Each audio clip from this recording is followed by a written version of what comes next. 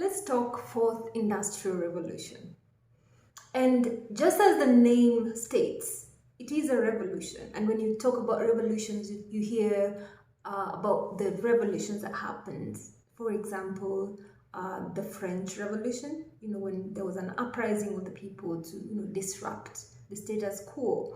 And an industrial revolution is very, very similar to political revolutions. And how are these revolutions similar? It is not a war, but it's definitely a disruption. It's definitely a movement. So one of the things that comprise this revolution is mobilization of change.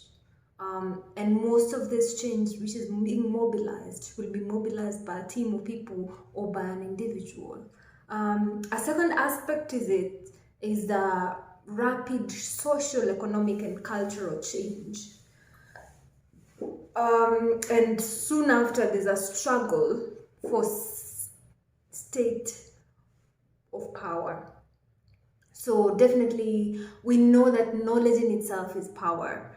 Therefore, everyone will be struggling for power by being the ones who are at the forefront of the knowledge. So in terms of the fourth industrial revolution, which encompasses all these new technologies we hear about, that is artificial intelligence, robotics, and big data, you name it, there is a lot of struggle for different regions or countries to be the force, the controlling force, to be the thought leaders in those areas. Another thing that is comprising of a revolution is organized movement aimed at affecting change. And the key word here is organized, because what some people think a revolution would be is just, total chaos, people running around like headless chicken. No, it's very organized, and you can be intentional about creating that revolution, or even, leapfrogging or making it accelerate and have the impact that you want. And part of the change that is aimed to be effected is economic change. As we can see for the fourth industrial revolution, the kind of economic change we expect is that there's more job creation, there is more resources, there is more accessibility, there's more connectivity, and it gives more opportunity to all different people at different levels, and that's really amazing. Another area that this revolution has changed is the political change. So we not only transform how politics is done through the fourth industrial revolution, but the political forces have to be very, very aware of this kind of revolution, because that is what will control who takes the power, and who is able to rule the people. You cannot rule the people if you don't understand what they care about. And the modern world cares about these new technologies, and people are using it in their political campaigns by saying, I will be more of a digital president who will, champion for these things, champion for the education of science, technology, engineering, and math, and all those things, and building a brand around being somebody who's more savvy and more encouraging of the adoption of this. So it is a political affair. There's also an aspect that is of social change, the aspect where, we change how we socialize. As you can see now, we have a whole metaverse. And we're going to go into things like virtual reality. We're going to go into places where workplaces will be virtual. You no longer have to commute to go to a place in order to work with your colleagues, and you can still meet them and talk to them without being there physically. It's amazing. So sociologically, we are transforming to this new society that connects in different ways, communicates in different ways. And yes, and we can see things like even YouTube, how it has changed how we connect, and how it has changed media. So social media has enabled more people to have a voice, more freedom of speech, and all this affect the social status. And platforms like this allow more people to effect change in terms of sociological change they allow people to do things like crowdfunding for, you know, people who are struggling in society, allow people to speak up about matters that could have been suppressed in a way, especially for mainstream media, which was mainly controlled by governments.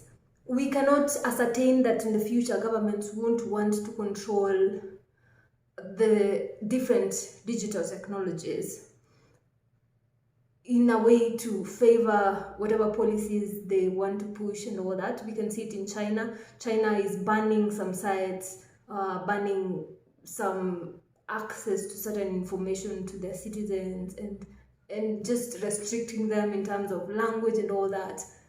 That is still a political agenda, in spite of the fact that they are ahead technologically. There's a way they've been locked away from the world in a sense by the political agenda. So it's very enmeshed.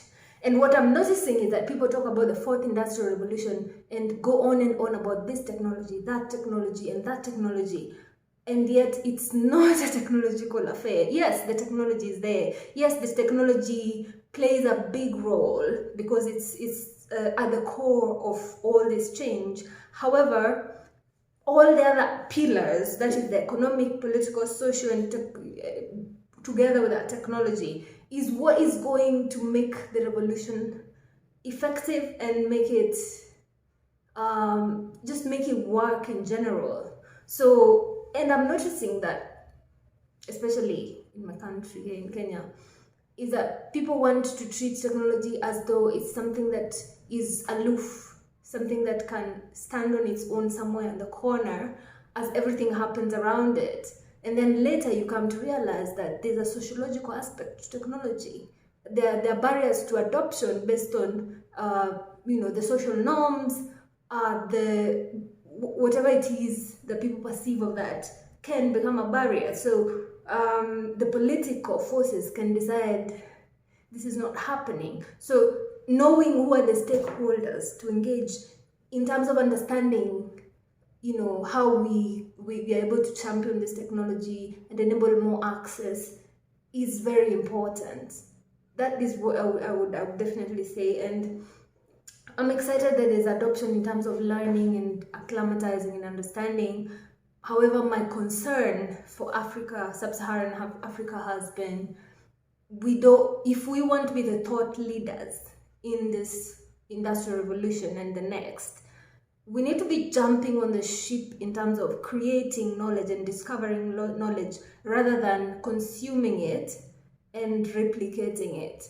Of course, we understand that there are people who started with the replication, but a pipeline, if all these stakeholders are engaged and they're able to stand together and understand that there needs to be intentionality in terms of creating researchers in this area who can create our own groundbreaking discoveries around where we want technology to go, if that's going to be the future. Otherwise, all this talk, we say that we have digitized Africa, we have made the quality of life better, all we've done is created more modern slavery and modern colonization, to be honest. Unless there's a sense of ownership in Africa, where there's a sense of understanding that we're not just consuming this technology, we're not just taking the manuals and reading about how somebody else perceived it, but we have a share in that revolution, then it could be a problem. So for me, this is a call to action. Like, let us do something to participate and contribute to the revolution rather than just talk about it or just consume it in a way.